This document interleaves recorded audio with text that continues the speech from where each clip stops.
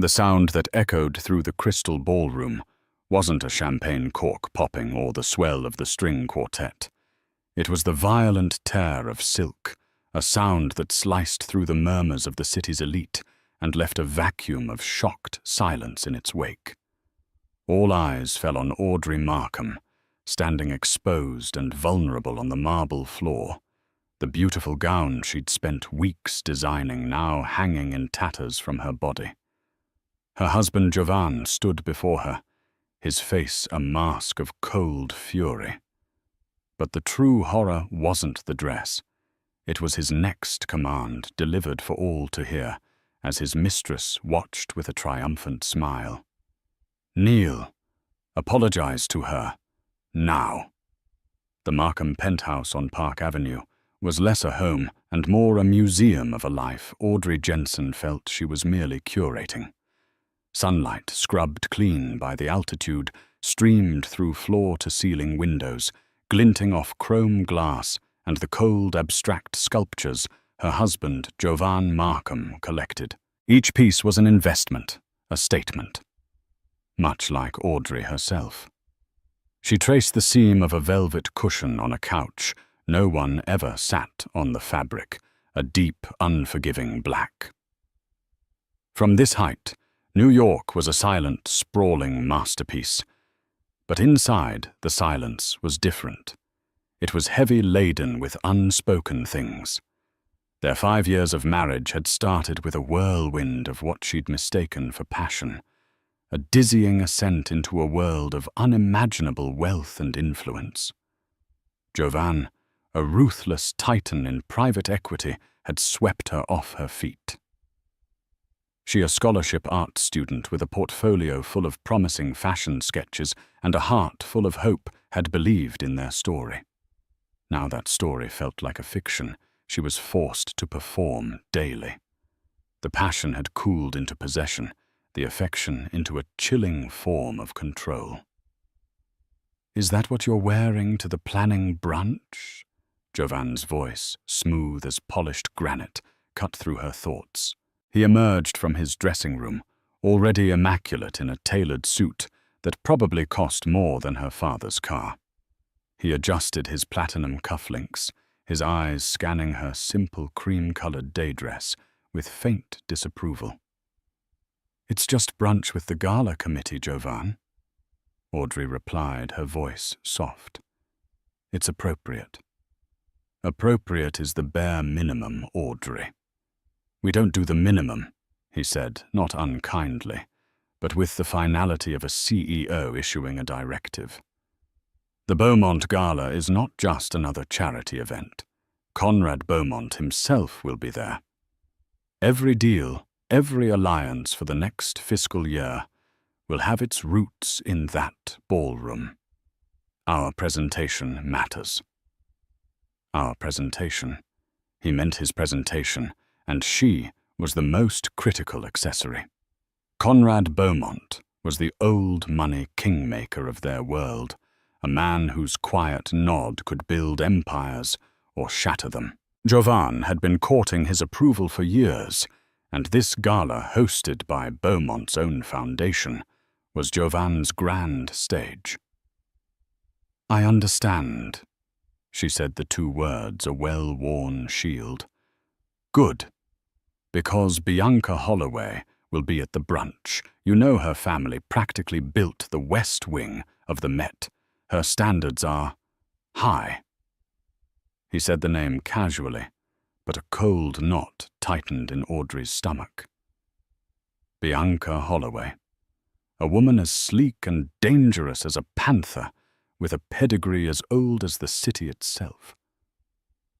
For the last year, her name had been a ghost haunting their penthouse, a whisper in gossip columns, a lingering scent of expensive, unfamiliar perfume on Julian's suits.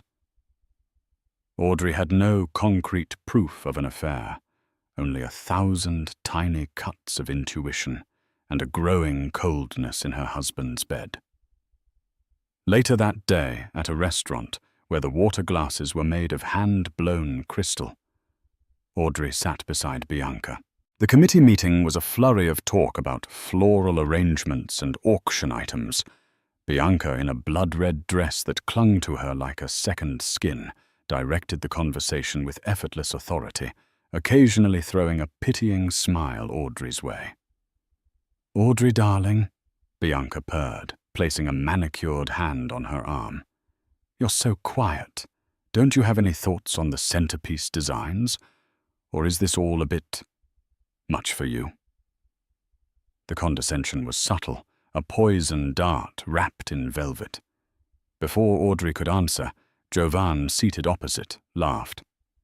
"My Audrey is more of an artist than a planner. She lives in her own little world of sketches and dreams. Leave the logistics to us, Bianca."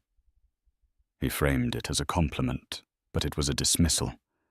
He was telling the table and her that she was irrelevant. Audrey felt her cheeks flush.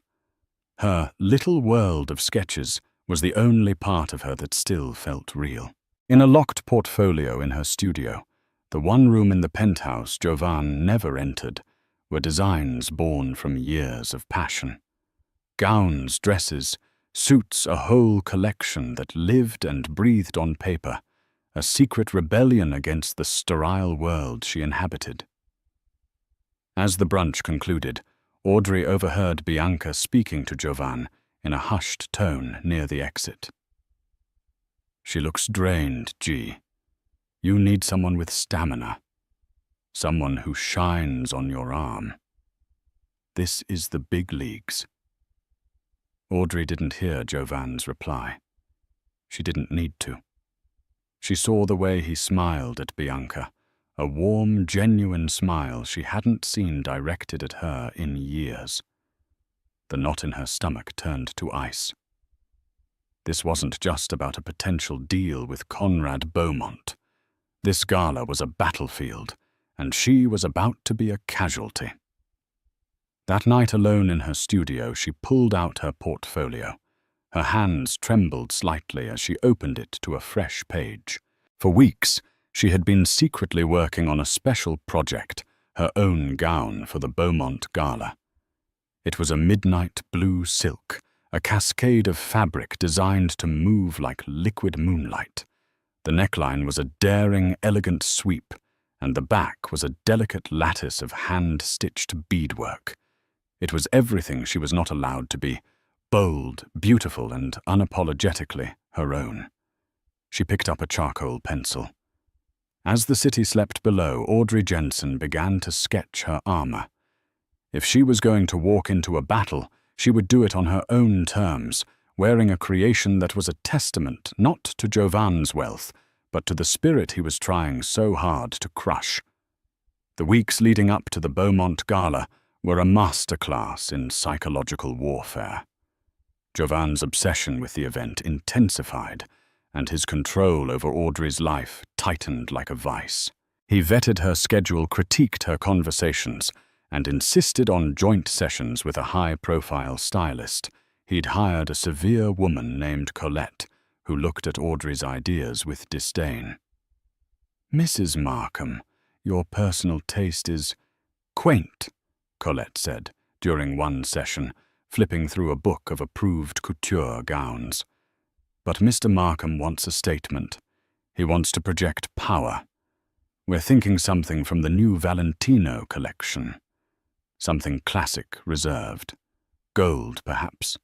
It communicates old money." "I was thinking of wearing one of my own designs," Audrey said, her voice barely above a whisper. Yet the statement felt like a cannon blast in the quiet room. Jovan, who had been scrolling through his phone, looked up, his brow furrowed in annoyance. "Absolutely not. Audrey, this is not a student art show. This is the Beaumont Gala.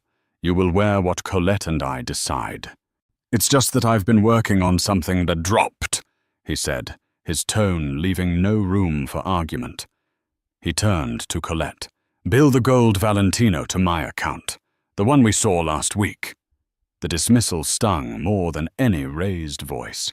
It was a complete erasure of her identity. Her one act of defiance, Her one chance to feel like herself was forbidden. Yet she didn't stop. Every night after Jovan was asleep or out for one of his late meetings, Audrey would slip into her studio.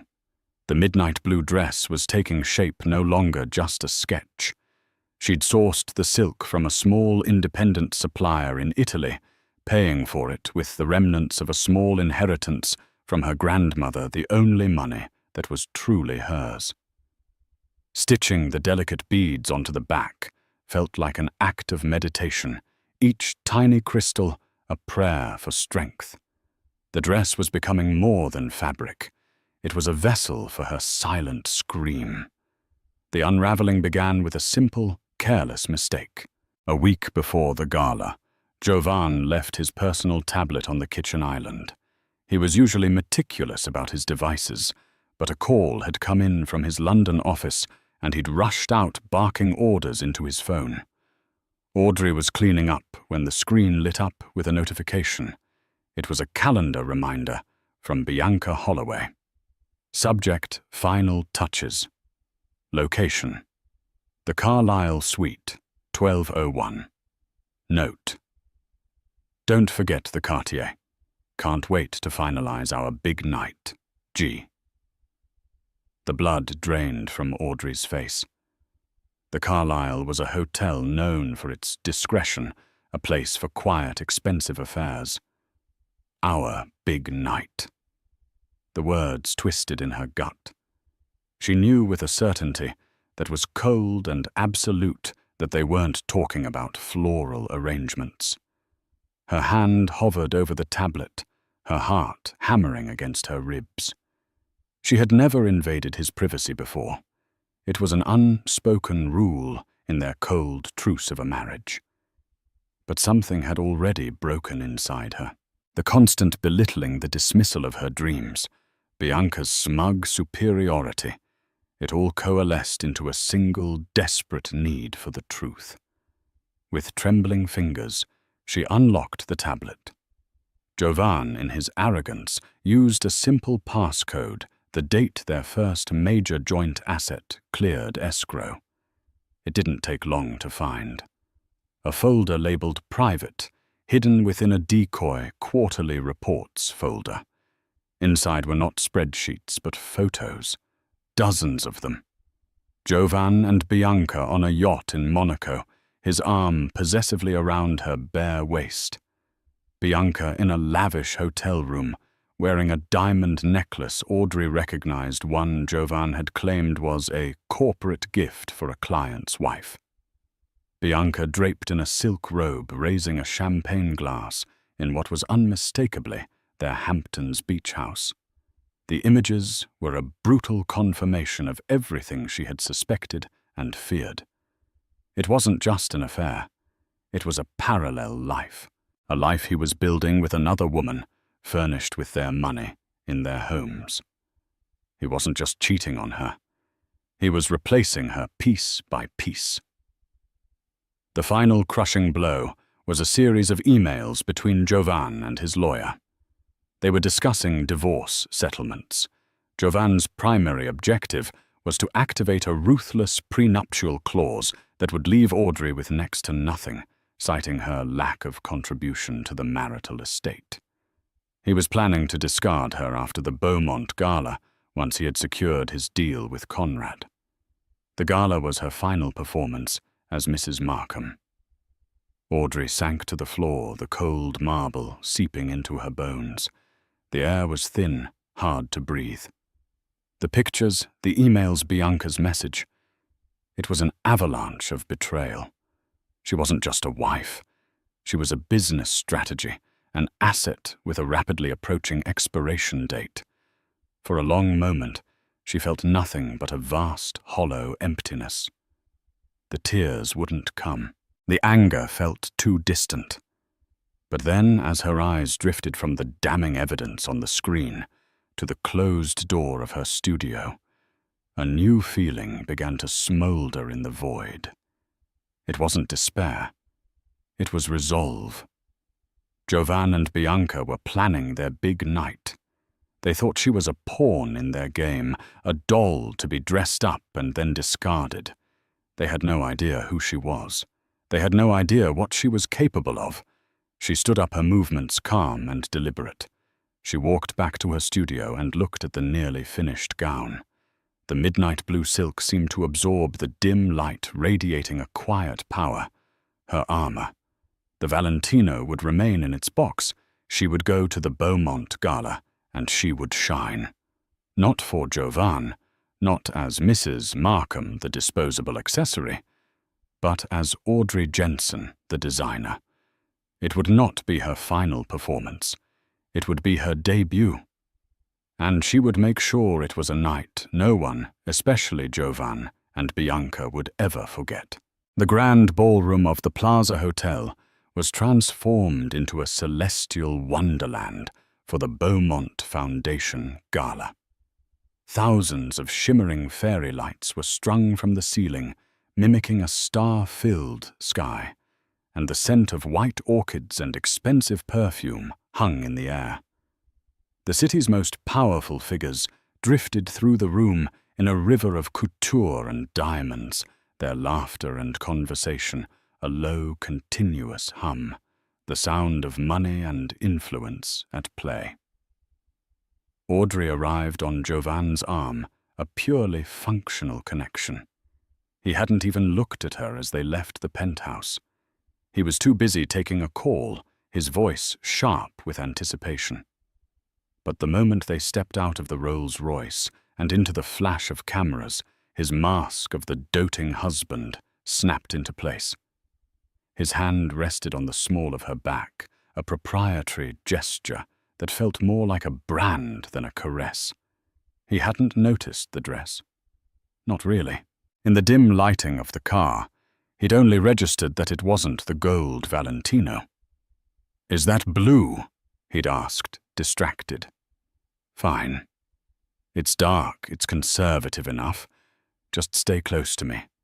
And smile." But it wasn't just a blue dress. It was her dress. The midnight silk flowed around her, the fabric whispering against her skin with every step. The cut was masterful, hinting at her form, without clinging a picture of grace and quiet confidence. The beaded lattice on her back caught the light like a constellation, drawing subtle, appreciative glances. For the first time in years, she felt visible. She felt like herself. Whispers followed them as they entered the ballroom. "That's Jovan Markham. He's about to close the Beaumont infrastructure deal." "Who is his wife? I've never really seen her before." "The dress is stunning. Is it a custom Dior?" Jovan, soaking in the attention, navigated them towards the room's gravitational center, a small circle of people around an older man, with a shock of silver hair and eyes that held a calm, knowing intelligence.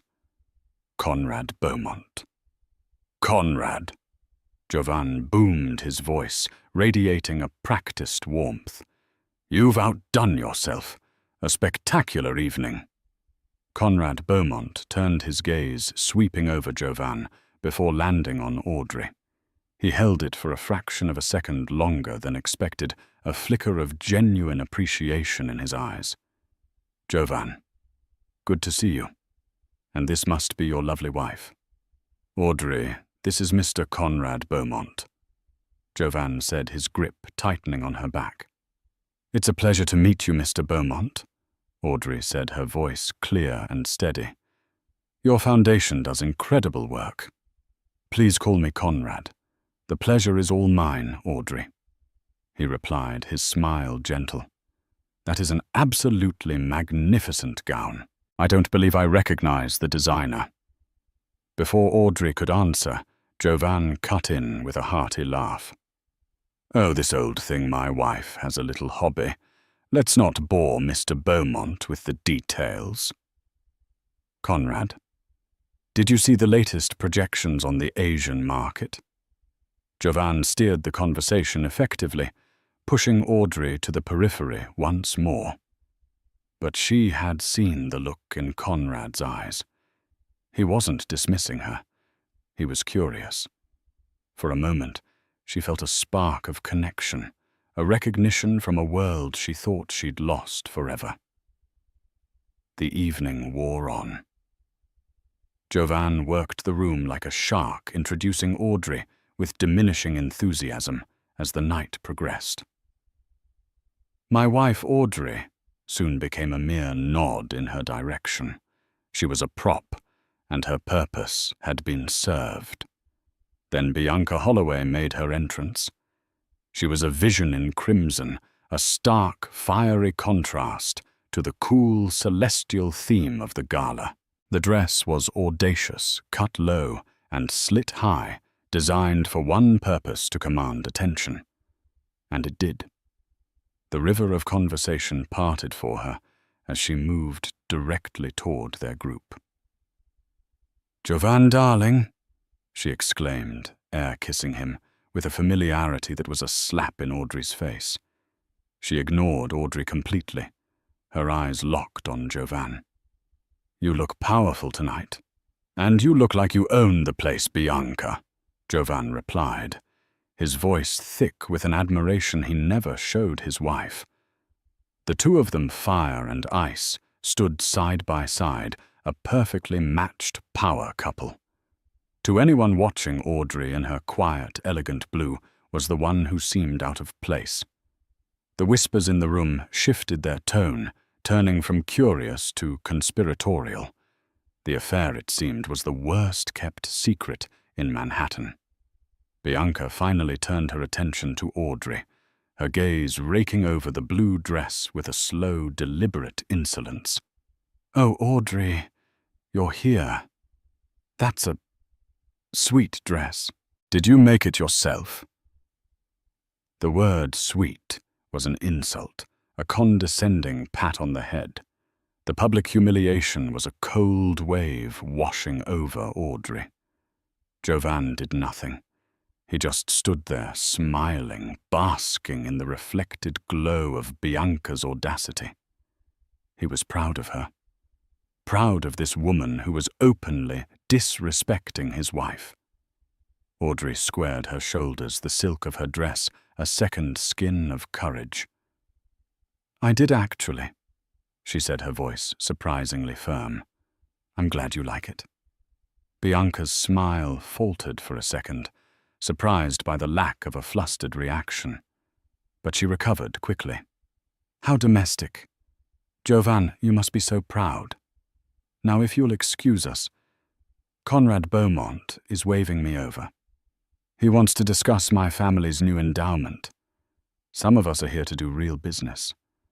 With a final triumphant smirk, she looped her arm through Jovan's and began to pull him away. "Come on, G. Let's not get stuck in the shallow end." Jovan went with her, leaving Audrey standing alone in the center of the swirling gala, the whispers now feeling like blows. He had abandoned her publicly for his mistress. The pain was sharp, a physical ache in her chest. But beneath the pain, the embers of her resolve glowed hotter. This was not the end of her night. She refused to let it be. Taking a deep, steadying breath, she held her head high and walked toward the terrace away from the prying eyes to gather her strength for the battle that was yet to come. The cool night air of the terrace was a welcome shock to Audrey's senses.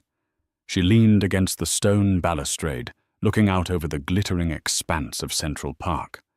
The sounds of the gala were muffled out here, the whispers replaced by the distant symphony of the city. For a few precious moments, she allowed herself to just breathe, to let the sharp edges of the humiliation soften. She was so lost in thought that she didn't hear the footsteps behind her until a familiar, kind voice spoke. "A bit overwhelming in there, isn't it?" Audrey turned to see Conrad Beaumont standing a few feet away, holding 2 glasses of champagne. He offered one to her with a small, understanding smile. "I find that after an hour, the collective ego in that room can suck all the oxygen out of the air." Audrey accepted the glass, her hand trembling slightly. Thank you, Mr. Beaumont. Conrad, please, he insisted gently. Your husband was inelegant back there, and for what it's worth, I meant what I said. Your gown is a work of art. The draping is exceptional. It reminds me of the early work of Madame Gray. You have a remarkable talent. The compliment, so specific and knowledgeable, landed like a balm on her wounded spirit. He saw the work, the skill, not just the sweet little hobby. Thank you, she said, her voice thick with emotion. That means more than you know. They stood in comfortable silence for a moment, sipping their champagne. Jovan is a very ambitious man, Conrad said, his tone thoughtful. Ambition can be a powerful engine, but if it's not steered by integrity, it tends to drive a man right off a cliff. He looked at her, his eyes full of a sympathy that wasn't pity. You seem to have a great deal of integrity, Audrey. Their conversation was interrupted by the sharp, angry sound of the terrace doors sliding open. Jovan stood there, his face a thunderous mask. Bianca was at his side, her expression a mixture of irritation and smug satisfaction. There you are. Jovan snapped his eyes, flicking from Audrey to Conrad, a flicker of panic in their depths. I've been looking for you. We need to present a united front. You wandering off to corner Mr. Beaumont is not part of the plan. Conrad raised a placid eyebrow. There was no cornering Jovan. Your wife and I were enjoying a civilized conversation, a rare commodity tonight, it seems. The calm authority in Conrad's voice only seemed to fuel Jovan's rage. He saw the scene through the lens of his own paranoia. His wife, the woman he planned to discard, was somehow charming, the one man he needed to impress. It was an act of betrayal. Audrey, we're leaving, Jovan commanded, grabbing her arm. His fingers dug into her flesh. Jovan, you're hurting me, she whispered, trying to pull away. Don't make a scene. He hissed, his voice low and venomous.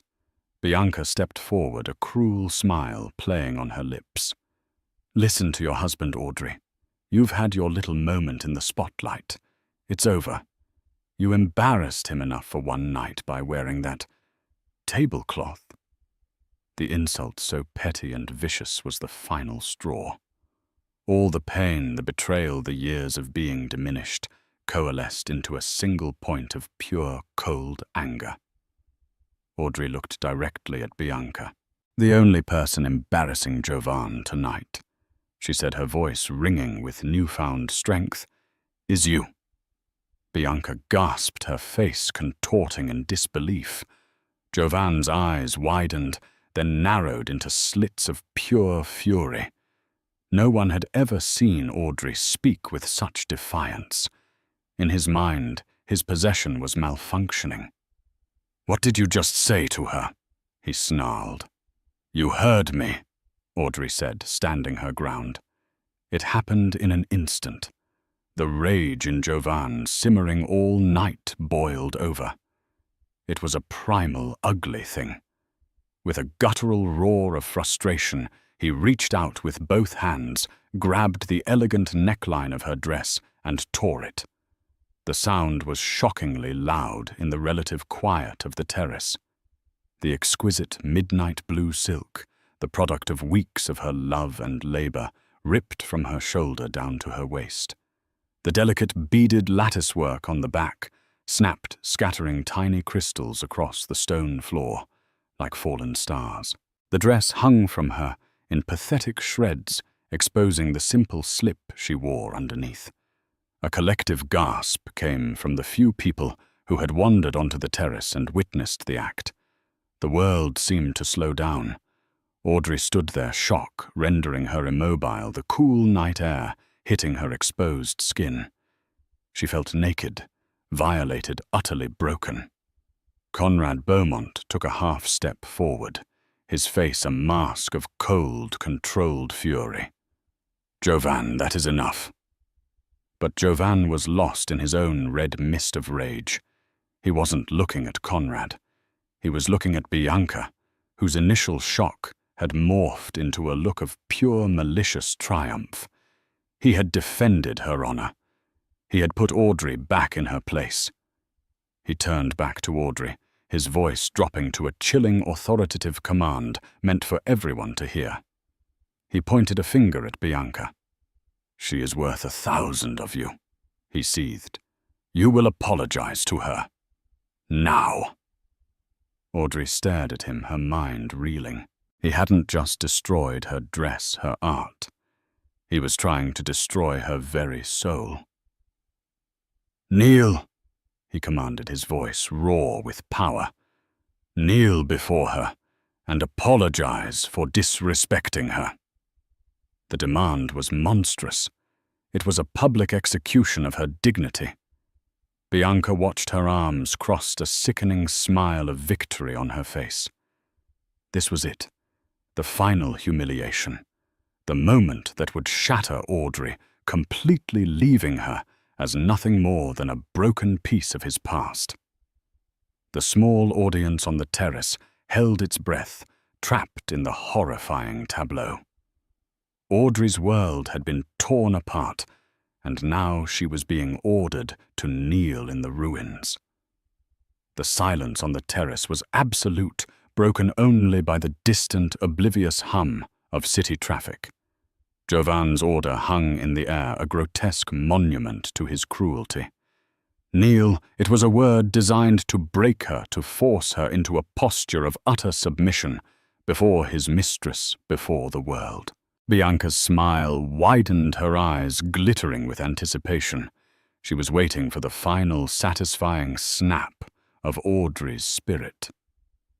Audrey's gaze was locked on Jovan. In his eyes, she saw not just rage, but a desperate, pathetic need for dominance. He needed to see her broken to feel powerful. He needed to humiliate her to validate his choice of Bianca. And in that moment, seeing his weakness so clearly, the last vestiges of her fear burned away, leaving behind something hard and unyielding. She would not kneel. She would rather be torn apart herself than give him that satisfaction. She straightened her spine, what was left of her ruined gown, fluttering around her like a tattered flag.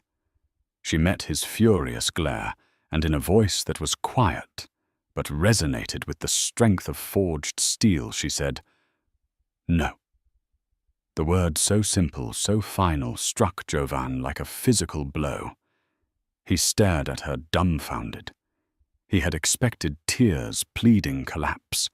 He had not expected defiance. "What did you say?" he hissed, taking a menacing step closer. "I said no." Audrey repeated, her voice stronger now. "I will not kneel. Not for you. Not for her.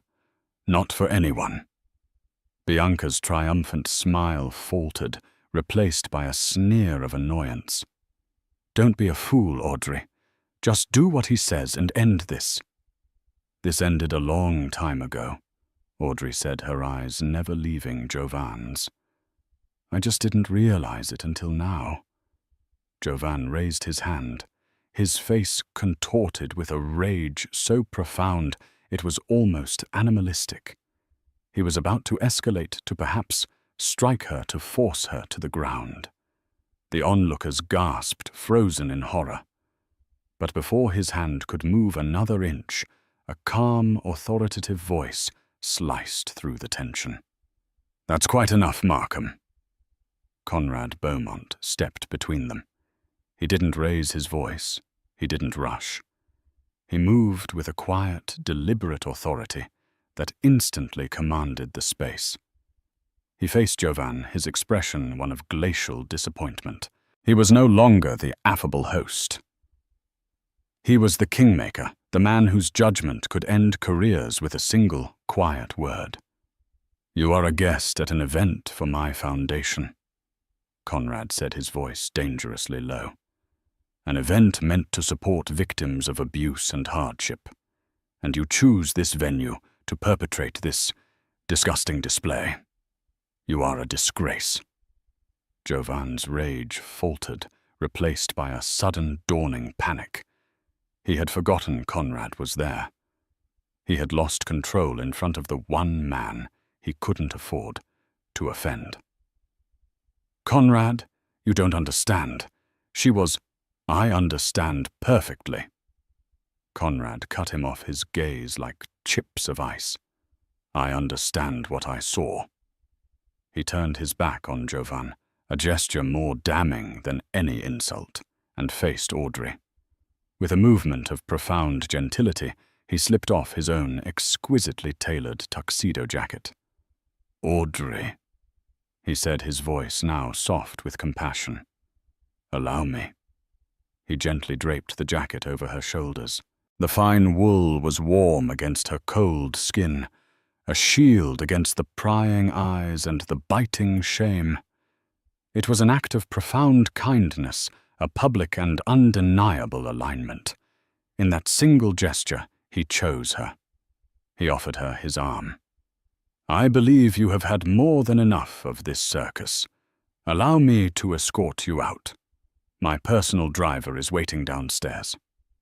Audrey looked at Jovan, who stood frozen, his face pale with shock and fury. She looked at Bianca, whose triumphant expression had curdled into one of disbelief and hatred. And then she looked at Conrad, at the unwavering kindness in his eyes.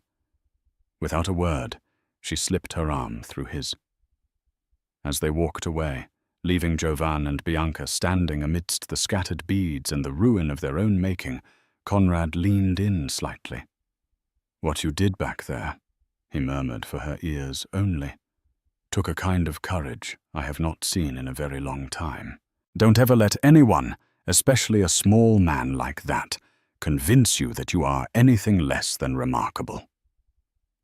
He led her not through the ballroom, but through a private corridor, shielding her from any further stairs. As they waited for the elevator, he turned to her. "When you are ready," he said, handing her a simple, elegant business card, "I would like to talk to you about your designs, not as a hobby, as a business. The Beaumont Foundation has a new initiative, a grant and mentorship program for uniquely talented female entrepreneurs. I believe you would be its perfect inaugural candidate." The elevator doors opened. As Audrey stepped inside, wrapped in his jacket, holding a card that represented an impossible future, she felt the last shattered pieces of her old life fall away. She wasn't fleeing a battlefield in defeat. She was being led from the wreckage toward a new horizon by a hand she had never expected. The tearing of her dress had not been an end. It was a violent, painful, and ultimately liberating beginning. The 3 months that followed the Beaumont Gala were a blur of dismantling and rebuilding. The day after the gala, Audrey, with the quiet assistance of Conrad's legal team, filed for divorce. Jovan, blindsided and publicly disgraced, fought back with the ferocity of a cornered animal. His lawyers descended, brandishing the brutal prenuptial agreement like a weapon. They painted Audrey as an unstable, gold-digging opportunist. But they hadn't counted on Conrad Beaumont. The whispers from the gala had solidified into a damning narrative. Key investors who had witnessed the event or heard credible accounts of it began to distance themselves from Jovan. Conrad made a few quiet calls, and suddenly the financing for the infrastructure deal Jovan had been banking his entire year on was under review. The world that had once seemed so solid beneath Jovan's feet was rapidly turning to quicksand. His reputation, the currency he valued above all else, was in freefall. Meanwhile, Audrey was building. She moved out of the sterile Park Avenue penthouse and into a bright, airy loft in Chelsea that served as both her home and studio. The space, which she paid for with the initial seed money from the Beaumont Foundation's grant, quickly filled with bolts of fabric sketches and mannequins. The creative energy that had been suppressed for so long erupted. She worked with a feverish, joyful intensity, pouring all her pain resilience and hope into her designs. Conrad was more than a benefactor. He was a mentor.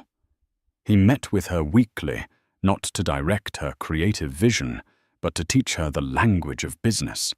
He connected her with supply chain experts, patent lawyers, and marketing gurus. He treated her not as a victim he had rescued, but as a brilliant artist and a savvy businesswoman in the making. "Your greatest asset, Audrey," he told her during one of their meetings, "is your story. People don't just buy a dress, they buy the vision behind it. Your vision is one of strength, of turning ugliness into beauty. That is a powerful brand." He encouraged her to formally launch her own label, Jensen. It was her name, her identity reclaimed. Her divorce proceedings were grueling. Jovan's legal team brought up her frivolous spending on fabric, trying to frame her design work as a wasteful hobby. But Audrey, flanked by Conrad's formidable lawyer, a woman named Ms. DeWitt, was no longer the timid woman who flinched at her husband's tone. She presented a meticulously documented business plan, backed by the Beaumont grant. She detailed how she had used her own small inheritance to fund her work. The tide turned when Ms. DeWitt presented sworn affidavits from 3 separate witnesses from the gala, including a well-known society columnist. They described Jovan's verbal abuse, his public humiliation of his wife, and the final violent act of tearing her dress. The narrative of the unstable gold digger collapsed, replaced by the reality of a woman escaping a toxic and abusive marriage. The judge, a no-nonsense older woman, looked at Jovan with open contempt. As Jovan's professional life crumbled, so too did his personal one. Bianca, who had attached herself to his rising star, had no interest in being tethered to a falling one. The thrill of being the other woman was gone, replaced by the social stench of his disgrace. She saw the invitations dry up, felt the chill from her society friends. She had wanted to be the wife of the man who conquered the city, not the mistress of a pariah. Their fights became explosive, and within 2 months she was gone, leaving Jovan alone in the silent, empty penthouse. One crisp autumn afternoon, Audrey was fitting a model in a stunning emerald green coat, the centerpiece of her debut collection. Her sister Sophie, who had flown in to help her prepare, was managing a swarm of emails. "Audrey, you need to see this," Sophie said, holding out a tablet. On the screen was a press release. "Markham Equity Holdings announces CEO Jovan Markham stepping down amid restructuring." The article detailed massive investor pullouts and a catastrophic loss of confidence in his leadership. He had been forced out of his own company. Audrey looked at the headline, at the picture of the man who had tried to destroy her, now professionally destroyed himself. She felt no triumphant glee, no surge of vengeful satisfaction. She felt a quiet, profound sense of release. His fate was no longer tied to hers. His downfall was not her victory. Her victory was the emerald coat, the bustling studio, the life she was building with her own 2 hands. "Good," she said simply, and turned back to the model. "Let's check the drape on this shoulder one more time." A week later, she received an invitation. It was for the Future of Fashion showcase, a prestigious industry event where new designers could present a capsule collection to buyers, investors, and the press. It was a massive opportunity, the kind of break that could launch a career overnight. At the bottom of the invitation was a handwritten note from the event's primary sponsor. "Audrey, the world is waiting to see what you have to say. I have no doubt you will leave them speechless." C.B. Conrad had arranged it. He had not just given her a shield and a lifeline. He had given her a stage, and she was ready to take it. The chosen venue for the Future of Fashion showcase was a cathedral of industrial chic in the heart of the meat-packing district, cavernous and raw. The warehouse retained its ghost of a former life in the aged brick walls and the web of exposed steel beams high overhead. But tonight it was transformed. The raw space was softened by dramatic gallery-style lighting that made the air itself seem to hum with energy. A sleek, polished runway cut through the center of the room, flanked by rows of minimalist chairs already filling with the city's most influential figures. The air was thick with the scent of expensive perfume and the low, excited thrum of conversation, the distinct sound of anticipation from a crowd that expected to be impressed. Backstage was another world, a tightly coiled spring of controlled chaos. Models tall and serene stood like living statues, while dressers made final-minute adjustments. The air buzzed with the whisper of fabrics, the click of cameras, and the clipped professional calls of the stage crew. In the center of it all, Audrey was an unexpected nexus of calm. She moved with a quiet, focused grace, adjusting a collar here, offering a word of encouragement there. This was her element. The doubt and fear that had haunted her for years were gone, replaced by the profound certainty of an artist who knew her work was ready. She was not the fragile accessory to a powerful man. She was the architect of this entire intricate world. In the final moments before the show began, Conrad Beaumont found her in a quiet corner away from the flurry of activity. He held 2 bottles of water, offering one to her. "How is the commander before the battle?" he asked, his eyes twinkling with a paternal warmth that had become a steadying force in her life. "Terrified," Audrey confessed, her voice a low murmur, yet a small, genuine smile touched her lips. "But it's a good kind of terror, I think. It feels alive. For so long I felt like I was holding my breath. Now I can finally breathe." She took a sip of water, her gaze sweeping over the scene she had brought to life. "Thank you, Conrad, for all of this. Whatever happens when those lights go up, I've already won a victory I never thought possible. I created something real from the wreckage." "That you did," Conrad said, his expression shifting from warm encouragement to something more serious, more profound. He drew her a little further from the backstage bustle. "Audrey, there's a final piece of this puzzle you need to see. The largest single asset in Jovan's portfolio. The one he leveraged almost everything to acquire was a controlling interest in a textile technology firm. It's called Innovatex. Their team developed a revolutionary, sustainable fiber, a material that could change the face of eco-friendly fashion." Audrey listened, a knot of confusion forming in her stomach. Why was he telling her this now? "The deal was financed by my primary investment bank," Conrad continued, his voice even. "After the events at the gala, it became clear that Mr. Markham's character represented an unacceptable level of risk. My bank and several others who followed our lead re-evaluated our partnership. We withdrew our backing." He paused, letting the weight of his words settle. Innovatex was on the verge of collapse. Jovan's grand acquisition was about to become his biggest liability. "So he lost it," Audrey whispered, trying to grasp the scale of what he was saying. "Not exactly," Conrad said, a masterful understatement in his tone.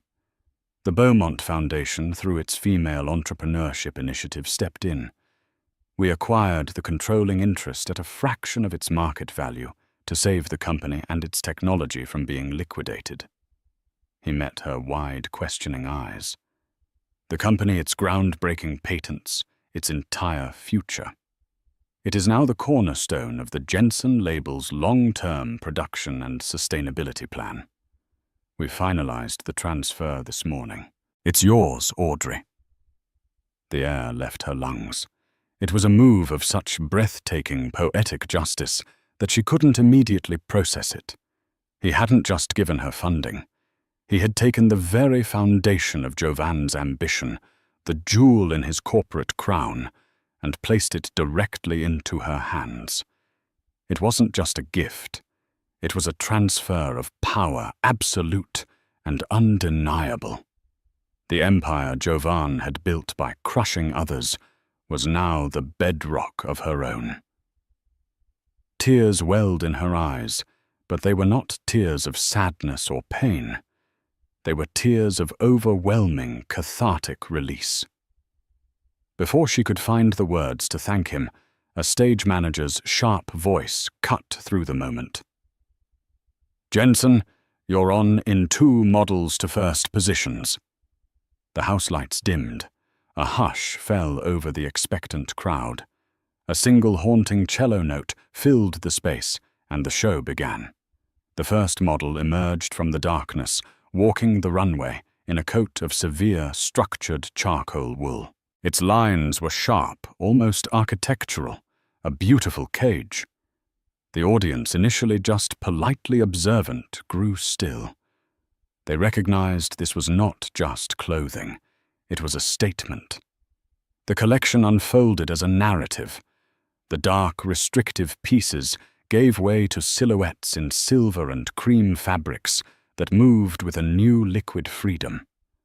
A collective intake of breath rippled through the room as a dress with a back of delicate, shattered beadwork, a clear echo of her ruined gala gown, now reclaimed as a thing of beauty, made its way down the runway. This was her story. The pain, the escape, the slow, deliberate rebuilding of a soul. The final pieces were a symphony of defiant, joyful color. The emerald green coat she had been fitting just weeks ago, a jumpsuit in a sapphire blue, so deep it felt like a midnight sky full of hope. And finally the showstopper, a breathtaking evening gown in a fiery, unapologetic crimson. It was the color of life, of passion of a heart that had been broken and had healed stronger than before. When the model in the crimson gown reached the end of the runway, the room, which had been held in a reverent silence, exploded. The applause was not polite. It was thunderous, a roar of genuine, visceral appreciation. As the models took their final walk, the host's voice boomed through the speakers. "And now, the visionary designer behind this incredible collection, please give a warm welcome to Audrey Jensen." Audrey stepped out from the wings into the blinding white light. The wave of applause was a physical force washing over her, and for a moment it was all she could do to just stand there and absorb it. She saw Conrad in the front row, beaming. She saw her sister Sophie, tears streaming down her face. She saw fashion critics nodding their faces alight with discovery. And then her eyes scanned the back of the room, and her blood ran cold. Standing near the bar, their forms stark and out of place, were Jovan and Bianca. They hadn't been invited, but their arrogance had surely gotten them past the velvet rope. Jovan looked like a ghost of the man he once was. His suit ill-fitting his face gaunt and etched with a profound bitterness. Bianca was at his side, her expression a mask of bored contempt, ready to witness the failure she had so eagerly anticipated.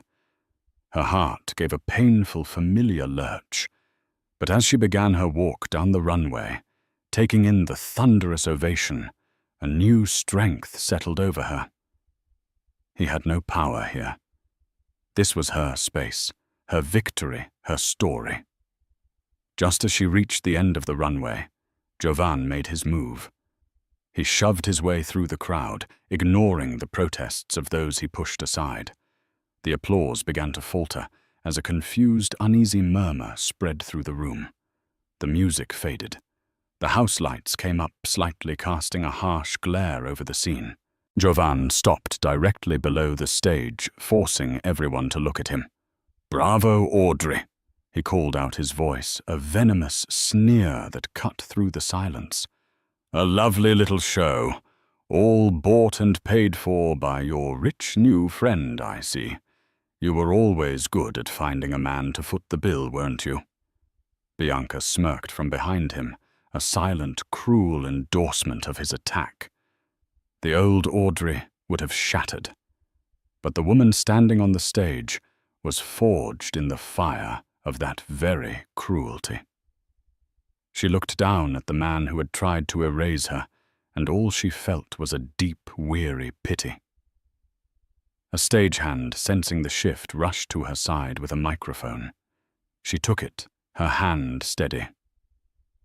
"You're wrong, Jovan," she said, her voice calm and clear, amplified throughout the cavernous space. "This wasn't bought. This was earned." She let her gaze sweep across the captivated audience before returning to him. "It was earned in the quiet nights you thought I was just a sleeping accessory in your penthouse. It was earned with every dismissive comment you ever made, with every casual cruelty that chipped away at a woman you never bothered to know. You thought you were breaking me, Jovan, but you were just giving me material." She took a deep breath, feeling the power of her own truth. "But my ex-husband is right about one thing," she continued, her voice ringing with a newfound, unshakable confidence. "I did have help. I had the help of the Beaumont Foundation, an organization that believes in investing in women who have been told their dreams are nothing more than little hobbies. And tonight, my company, Jensen, is proud to formally announce our new exclusive partnership with the groundbreaking textile firm Innovatex to create a fully sustainable line of high-fashion clothing." A shocked gasp rippled through the financially savvy members of the crowd. They knew that name. Jovan's face, already pale, turned the color of ash. His jaw went slack. The public sneer dissolved into a mask of raw, naked shock. He understood. He had lost everything, and she, the woman he had discarded, had just been handed his legacy on a silver platter. Bianca's face went through a rapid series of calculations. The smug superiority vanished, replaced by the horrified realization that she was standing next to a man who was not only a social outcast, but a financial ghost. Her allegiance, always transactional, was now void. With a look of utter disgust, she took a deliberate step back from him, then another, before turning and disappearing into the stunned crowd without a single backward glance. Jovan was left alone, a pathetic, isolated figure stranded in the sea of silent onlookers. He stared up at Audrey, his mouth opening and closing like a fish, but no sound emerged. He had been rendered speechless, stripped of his power, his reputation, and his future in a single devastating moment. Audrey held his gaze for one final beat, not in triumph, but in closure. Then she turned her back on him and addressed the audience that was now beginning to applaud again, this time with even more fervor. "Thank you all so much for coming tonight," she said, and a brilliant, genuine smile, the first of its kind in years, lit up her entire face. "This is only the beginning." Audrey's story didn't end on that runway. It truly began. The Jensen label became a global phenomenon, celebrated not only for its stunning designs, but for its ethos of empowerment and resilience. She never saw Jovan again. He faded into obscurity, a cautionary tale whispered at cocktail parties about a man who had it all and threw it away because he failed to see the value in the person standing right next to him. Audrey found a new kind of love, not the whirlwind, possessive kind, but a quiet, steady partnership with a man who celebrated her strength instead of trying to extinguish it. Her story serves as a powerful reminder that sometimes our lowest moments are not an ending, but a tearing away of a life that was never meant for us, revealing the powerful, authentic person we were always meant to be. What did you think of Audrey's journey? If her story of resilience and ultimate triumph moved you, please show your support. Hit that like button. Share this story with someone who needs to hear it, and don't forget to subscribe for more tales of karma and empowerment. Your support helps us continue to bring these powerful stories to light. Thank you for listening.